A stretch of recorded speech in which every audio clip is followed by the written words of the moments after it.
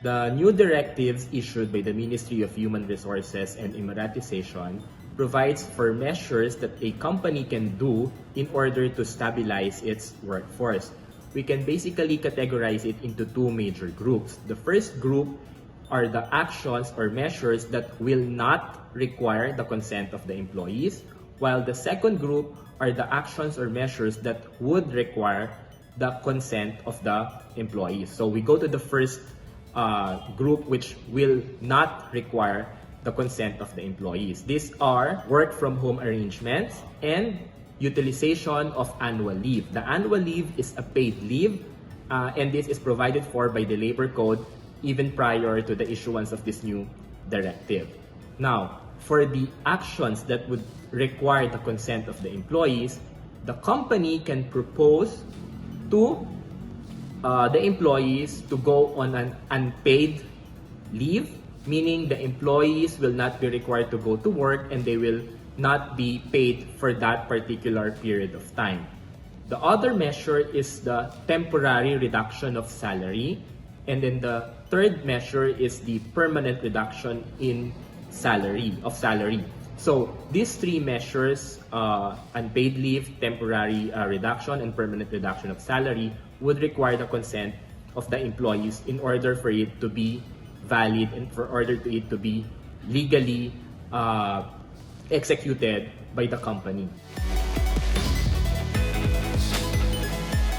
For the measures that do not require the consent of the employees, the company will just simply have to give notice to the employee that he will be placed on a work from home arrangement, or a notice telling the employees of the dates where he will have to take his annual leave. It is important that the employee is paid for his salary during the annual leave prior to the start of the annual leave. For the measures that require the employee consent, it is important to follow the template contract issued by the Ministry of Human Resources and Emiratisation. So for unpaid leave and for temporary salary reduction, this has to be executed by the company and the employee. They have to sign 2 copies. 1 copy will be retained by the employee and another copy will be retained by the company. There's no need to do this before the notary, or there's no need for you to present this to the Ministry of Human Resources. But the company should be able to keep a copy just in case the ministry will do an inspection.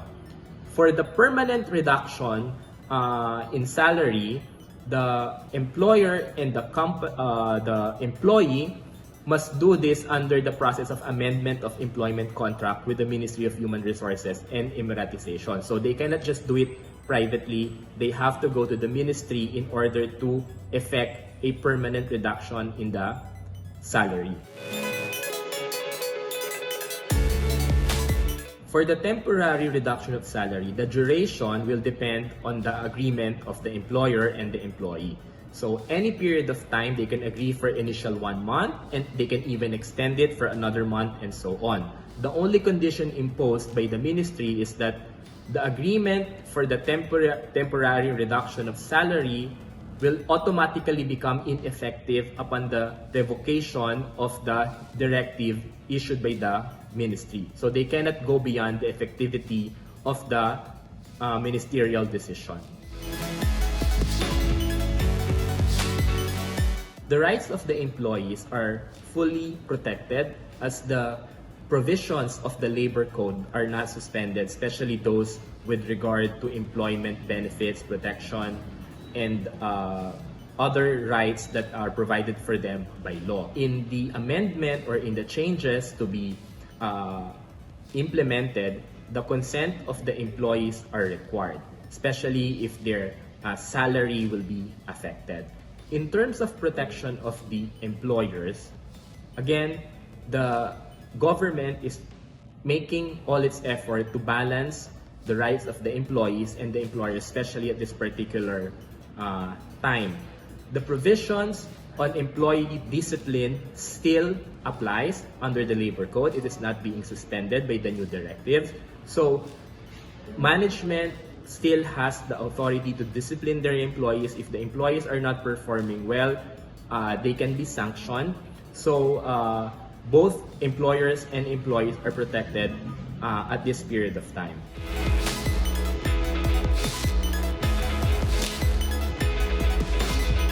It is very important that both employer and employees have transparency. Both should act in good faith. If the company is doing well, we do not suggest that the employer take drastic changes in the terms of employment of the employee. I think the employees will be in the best position to know what is the financial condition of their company. Are they still having clients? Is operation back to still normal, or there's a reduction of clients?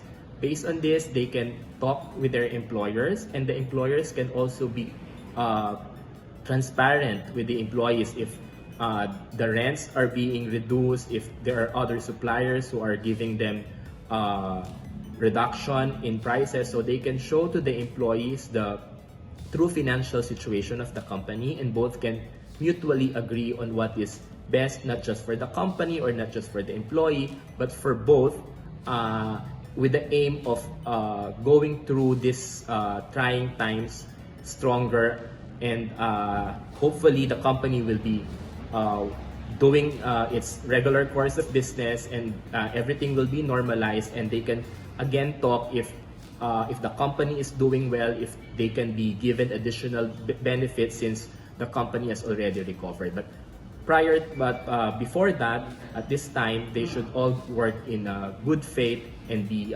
transparent and honest to each other.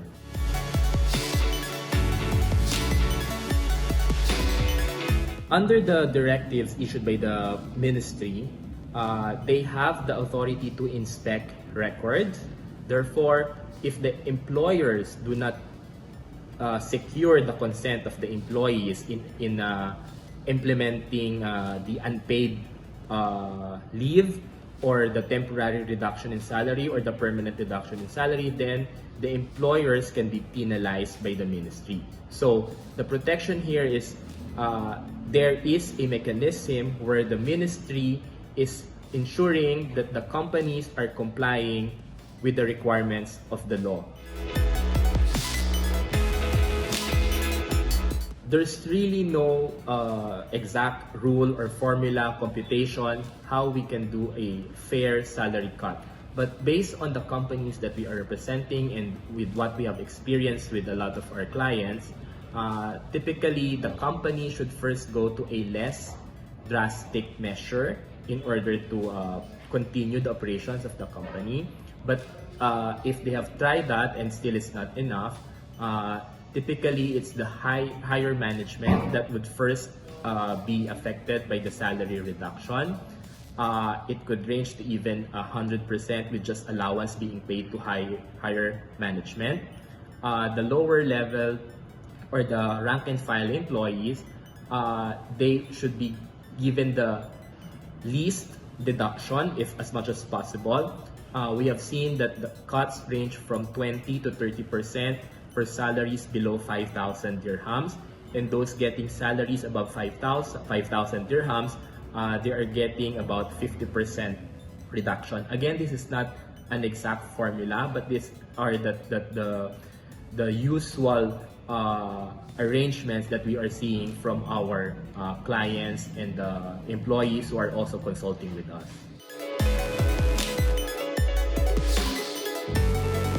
For employees who have already agreed to a temporary salary cut, and if their employers will propose to convert it into a permanent one, they need to re-execute an amendment document so that the permanent salary cut will be effected. This document has to be made through the process of amendment of provisions of contract under the Ministry of Human Resources and Emiratisation. So this has to be approved by the ministry. The employer and the employer and the employee cannot just agree without the approval of the ministry.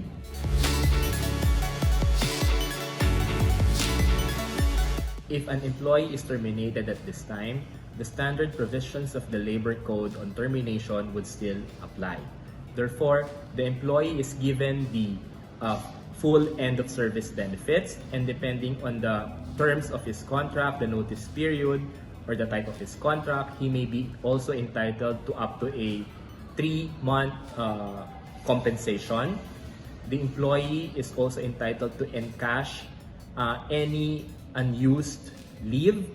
The employer has to convert that into monetary terms. Regarding the airfare, if the employee is returning to his home country, then the employee has to pay for his air ticket. If the employee wants to stay in the country, it should be remembered that he has a 30-day grace period following the cancellation of his visa. And finally, the employee is entitled to receive a certificate of employment stating his role, his salary, and other details of his service to his employer. The computation of gratuity is not affected for those employees who agreed to have a temporary reduction on their salary. It means that your gratuity would still be computed based on the original basic pay that you are getting. But for those who have agreed to a permanent salary cut, your gratuity will now be computed based on your reduced salary, because this is of a permanent nature. That's why you should be able to negotiate fairly with your employers if you are entering into a permanent salary reduction, because it will have an impact in the computation of your gratuity.